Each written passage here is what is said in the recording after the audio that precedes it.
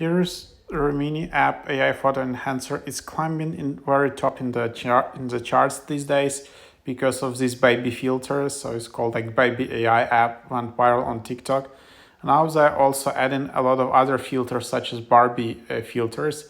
So you can just try Barbie AI style. It's pretty interesting. And then if you just update the app, you can see these Barbie filters. You can take a selfie or let's see, can you just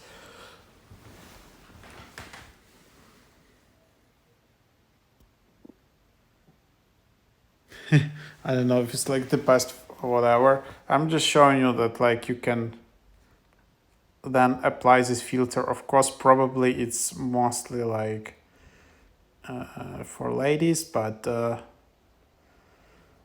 then you can see probably it's just better to use like can filter. And then yeah, so if you like to be in the Barbie world, that's basically how you can use it. This is also going viral on TikTok, so I'm just showing you. So yeah, if you like to imagine yourself as a Ken from Barbies, that's how you can use it. So here you see that. And then yeah, then you can just share it to your device. That's basically how it can look like.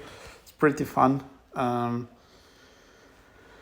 then yeah, that's basically the idea. Then you have also some additional AI filters.